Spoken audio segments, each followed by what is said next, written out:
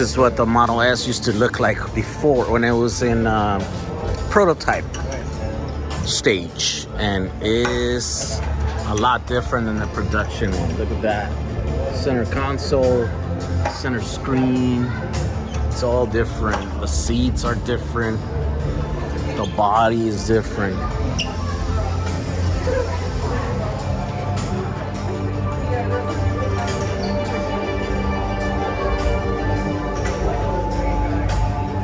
But some of this stuff is still the same. All right, here's a Model Y, an exploded view. Exploded view.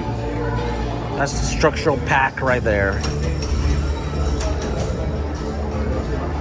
That's the thing that gets the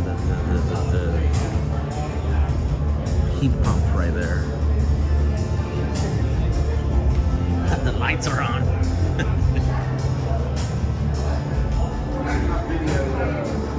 Look at that.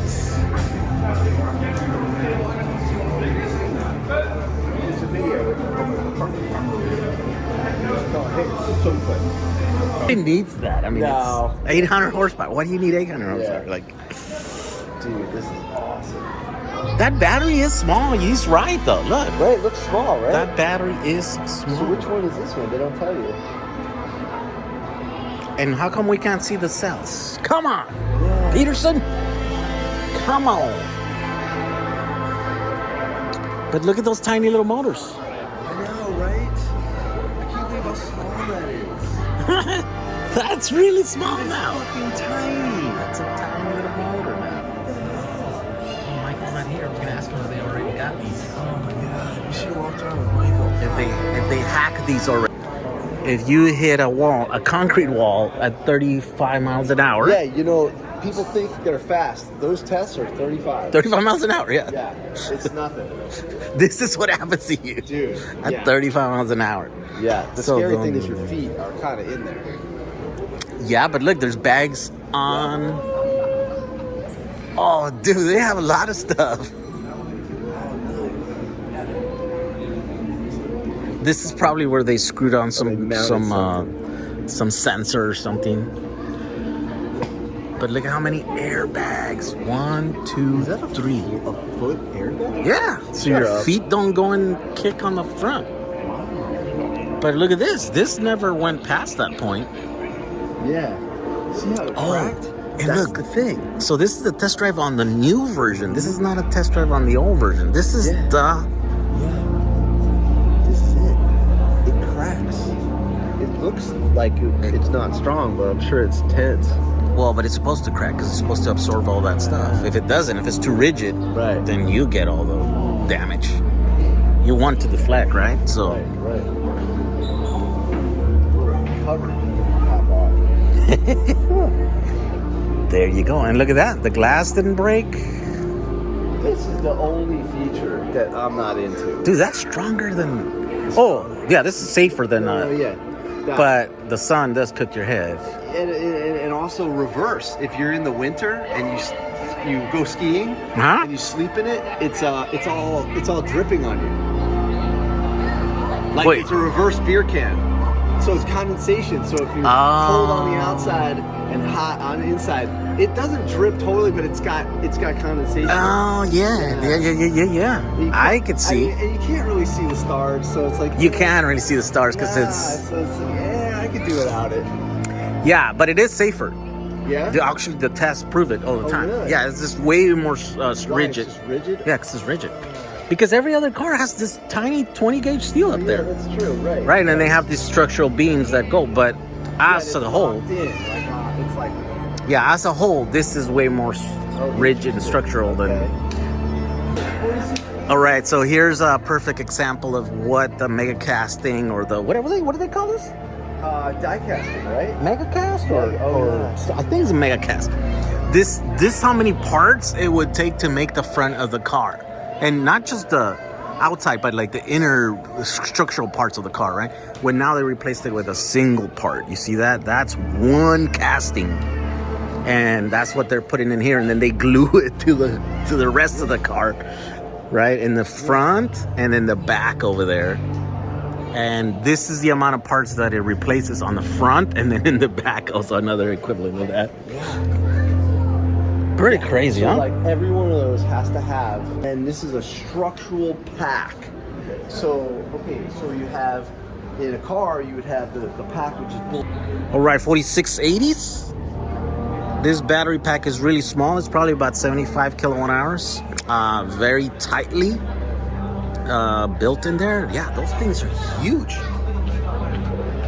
And then this is where all the electronics are, the BMS and stuff. And then, yeah, these cars are very simple. Okay, so this is the D0. Yeah. This is the car that started it all for Tesla. So this one had lead acid batteries on the doors, by the way. No way. Yes, see how it's big? It's right here. How thick it is? It's just a bunch of lead acid batteries. That might have came out of an idea. I saw Bream was going to buy a DC car from back in the day. It was a drag car, and it had one seat, super wide, and you sat in between batteries, like this high. Yeah, they put them in the sill. So the thing about these guys is that they design a system that was AC, right? Yes. Everybody else was using just regular DC motors with just a big, I guess switch. It can't be the first time. No. But it was the first time that it was used in an automotive. Car, yeah. and then they could prove it and stuff. Yeah. And it was a black box. I don't think they designed this car, right? They just used it. Or was this part of the thing? I think this is their design. Okay. Yeah. And this was their platform to showcase this thing. And I mean, this thing went fast, Yeah. Because the little car is made out of And it had a trailer for the extra batteries. Yes. Wow. Yeah, there's the lead acid batteries. Look. A trailer with a gas engine charger. Oh, gas engine. Oh, it's a generator. I was thinking if they were doing endurance testing and they wanted to go further than the battery would, I mean, then they could keep going. Although it seems to negate the test if you're like towing a big engine behind you. Well, they were developing the controller and the motors, the AC induction motors. It was the first time I was using a car, I think. So.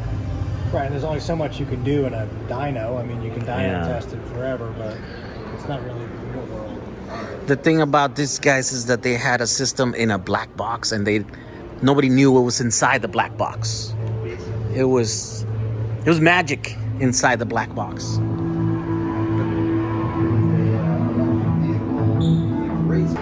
Okay, so after this car right here, they bought this tech, and then what they did, they put this system into just a regular Lotus Elise. This is a stock Lotus Elise that was converted by the Tesla engineers into being electric. And so this is a mule. This is just the regular Prototype, dude. This is the mule, yeah. This is the one.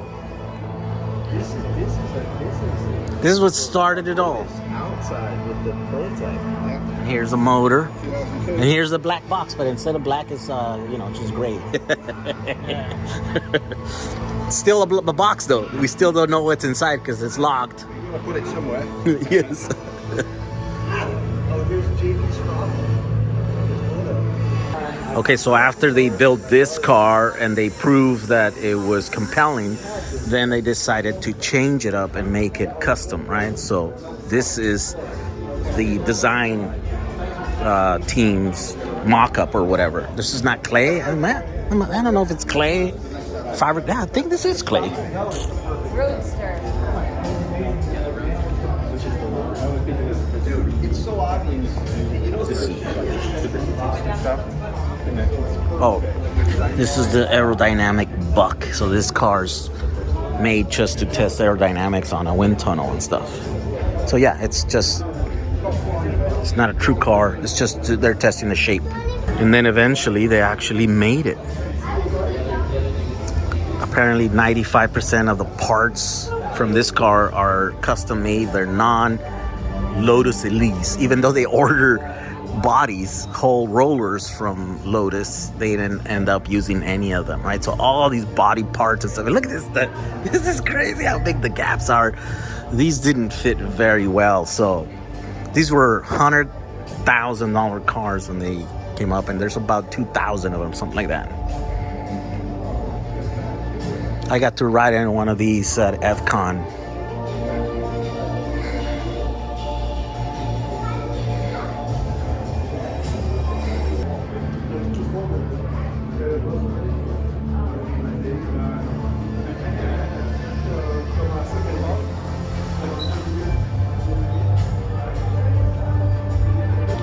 This car might be serial number 1. This is the first production Tesla car ever. That's pretty interesting, huh?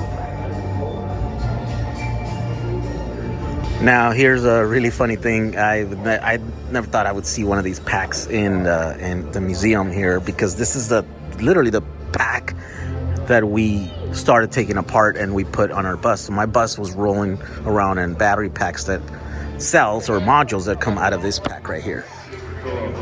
Check out this thing. What's this? These are the packs that we started taking apart. Like my bus is running around on cells from this. Wow, dude. 2008. That's when I started converting. That was my first conversion right there. Okay. Jesus Christ. So I still have 2008, well, 2007 probably.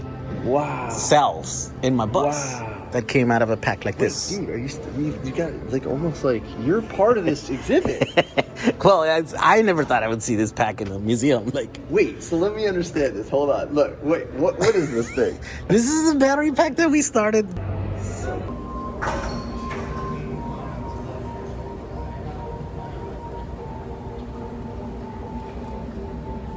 And here's the box. The famous box that nobody knew what was inside. All right, so if you ever wonder how a Tesla battery cell is made, here it is. So this is the roll inside. On one side of that is the cathode, on the other side is an anode, and there's a plastic separator in between. So this design here has these little fingers here. So those are positive, and then the other ones over here are negative, and that's why they're different materials, because they have to be for the ions to transfer, right? But this is just rolled up, and that becomes the cylindrical cell.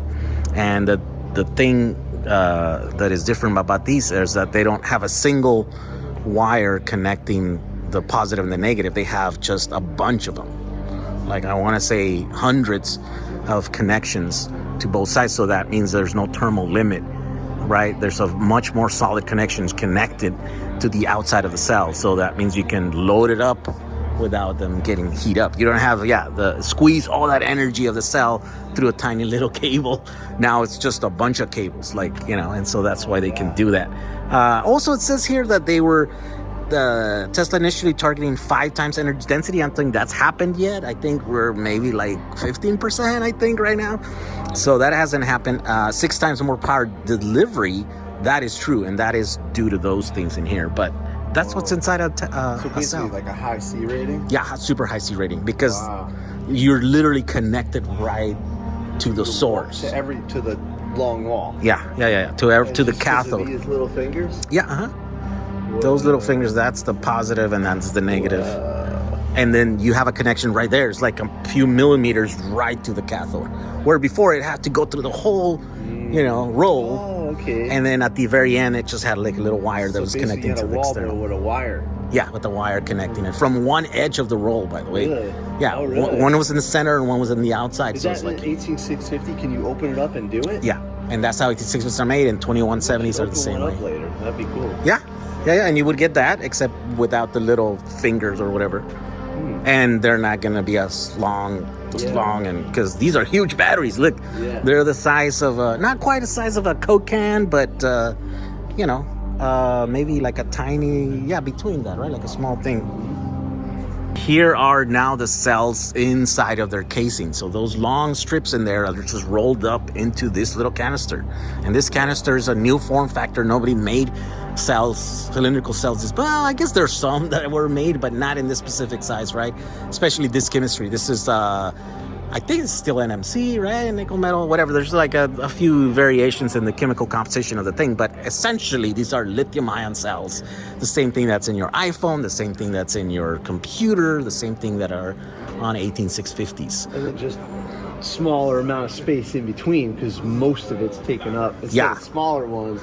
Yeah, so with the 18650s and 2170s, you got way more of this canister material. But now it's because they're bigger, that's less. You're, whatever, 20% less packaging material, essentially. And people always ask me, like, why is it a cylinder? Is it because it holds the compression, right? Or is it because it's just easier? Easier packaging. Yeah, I think so. This is not the only way to make batteries. You could also get that, like, long piece and then just roll it up like in a book form, and that is a prismatic cell, and that is actually will package easier, neater, so you don't lose all that space between the cells in there, right? But there are some disadvantages because then again they can separate, the layers can separate, where this one is being constrained by the actual cylinder. Where the other ones don't, right? You have these big line walls and they swell up, and when they swell up, you separate the cathode from the anode, and so then that's when the problems begin, right? The battery becomes non-operable at that point.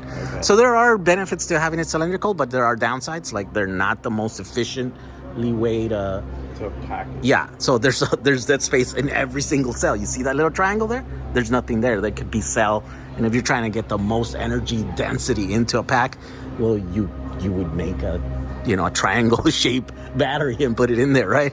But even there, like this, that's why this was in such revolutionary design. This is just a bigger battery. You remove about 10 to 15%, I think, of packaging material.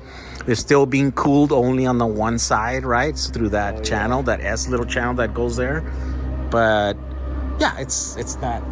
Other than the current delivery, that's about the only thing that's revolutionary about this. It's wild. So this might. Any batteries? So all those cells go into here, and here's the crazy thing about this.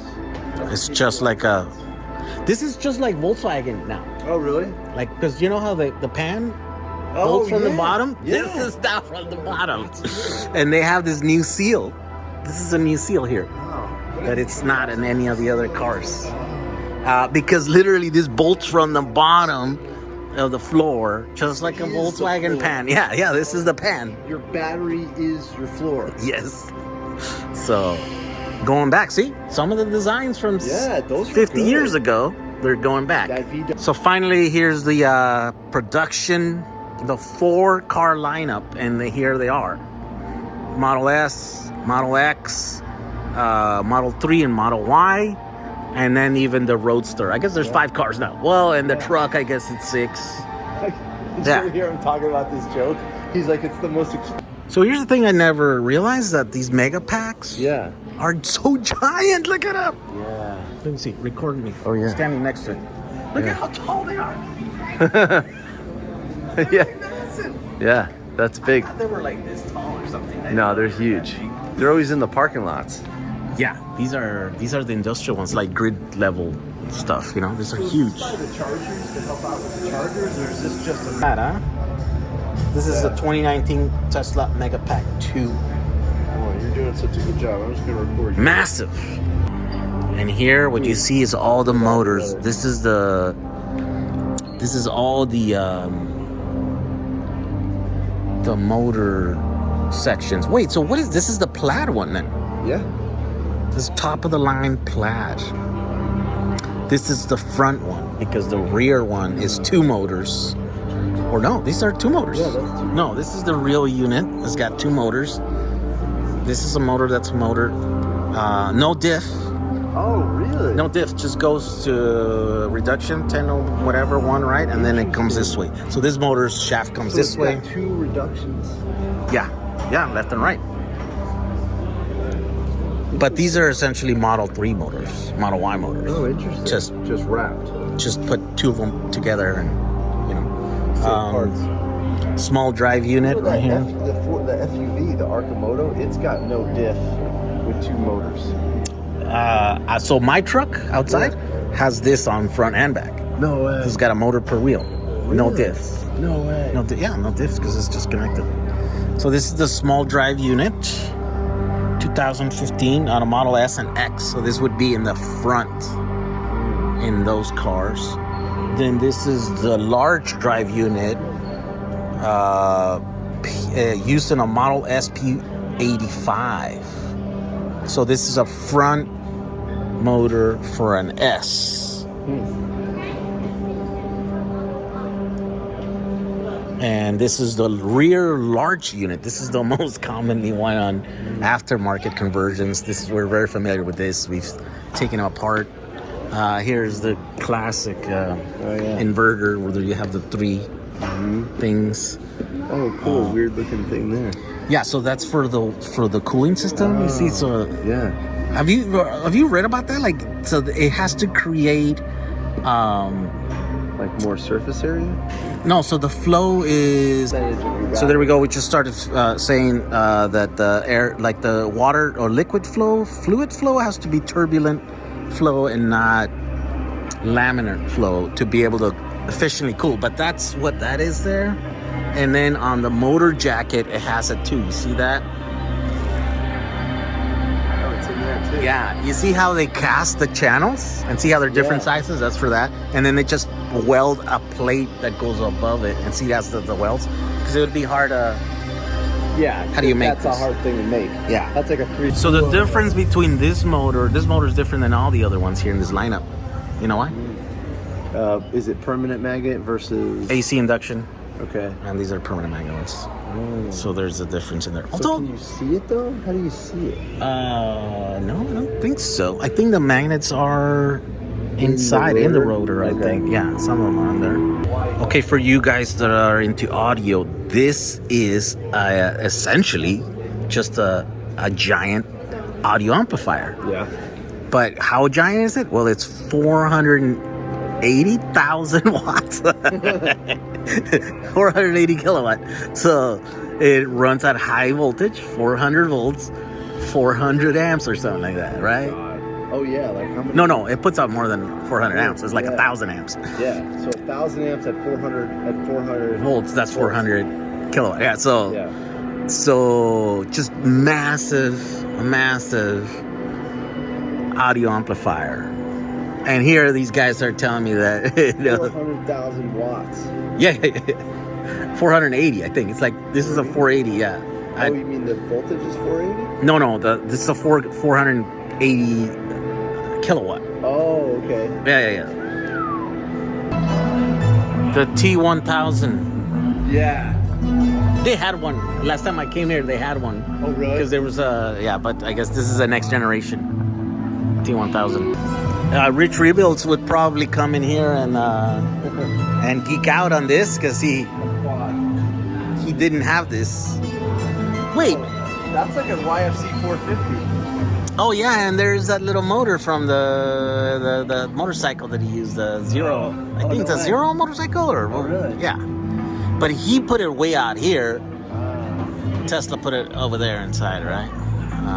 Dude, you know what? This is honestly the frame from like a YFC 450. I remember that. Yeah. I think they just modified one. Yeah, this is the frame.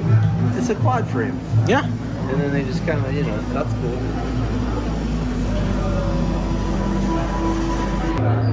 All right, so here's the gate and the ramp. You can see that it's CNC milled. Oh, yeah. And then there's that giant bed. And look at this though. Come on. Yeah, what are you going to do with that? Come on. You gotta bend that in there and then put screws. You can't just have it end at the. No way. Not at the crease there. Look at the buttons. Oh yeah. Yeah, this is an early prototype. This corner too, it's gonna be kind of hard to. I wasn't touching it. Okay, so this thing is massive. Like, it's giant. 6 feet. No, it's. I hadn't seen this angle. Look. This thing is massive. Obviously, it would not fit on a regular garage, right? So it's definitely not going to be Why big. is too wide for a regular? Now imagine trying to park this in a thing. Whoa, what happened here?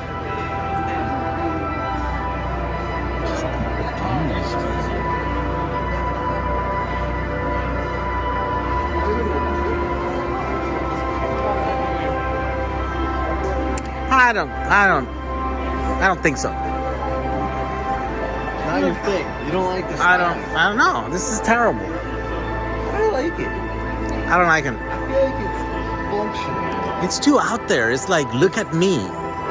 You know, it's like too like, look at me, look at my thing. Whoa, this is weird. Oh, because it's lowered, because that's why it looks weird. Yeah, to offload the thing. But I mean, it's in your face. here's a light bar. It is definitely not subtle. Yes. I think this is a whole wiring system for a Tesla Y, or dude, there's not much wire in there. Well, I guess there is, but here's the high power stuff. Right. I think this goes through. Oh, so the battery power comes out of the back. Oh, those are some crazy wires going up to the charger. Look, Yeah. because that has to power. That has to carry 250 kilowatts. Yeah. And then, but isn't it weird how they're bigger than the wires going to the front of the motor? Well, Charging is harder than you drive. well, because that is only going for half the drive. The other one's here, right? Right. So that only has to do like 200 horsepower. So, Yeah. but 150 kilowatt, 200 kilowatt. It's the same thing, 200 kilowatt. Yeah. Huh. But this one, yeah, why is that so much bigger? Yeah. Good question.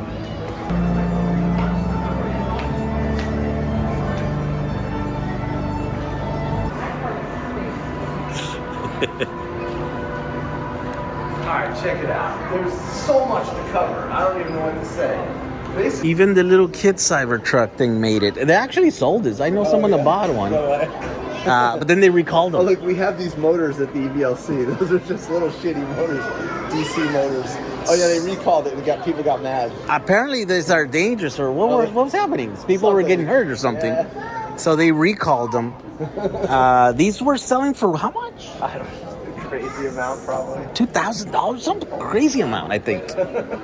Apparently, also there's underwear. This is for the short shorts. The short shorts. Don't That's right. bet against Elon. short You will shorts. get the short shorts. And then there's a tequila, Tesla Oh, yeah. tequila. This is a Galileo Russell thing. He What loves is that this? thing. Cyber you're- whistle. Oh, the cyber whistle. Look at that. Apparently a surfboard too. Yeah, why not? The Tesla surfboard. And they have a video game. Oh, yeah. Oh no, this is just a Plug cockpit. in. Yeah, you can plug in. Oh, you can plug in a USB Yeah, I think controller. so. Yeah, so in every Tesla you And have the steering games. wheel works. Wait, so this is the refresh, the inside Oh, yeah. for a Model S, X, and now you have the screen just like our 3s, but this is on the S, Oh, and there's a screen back here too. and there's a screen there. Oh, I haven't sat. As well. Oh, and pop-out windows and cut out so your head doesn't bop the door. Oh, and also that's cool. it won't crush in. Yeah, so you don't hit yourself in there. Yeah. That was the thing with all these cars, because it's kind of. This is a Tucker. One of like 50 or 60 or something that they Total of made. 51, but I think there's only 48 left. Oh, 48 left. And it was 1948 is the date of manufacture, and they did it all in like some hangar, right? Like pretty much hand built. They didn't have like a. Yeah, they're pretty much hand built. And here's the famous '81 DeLorean time machine.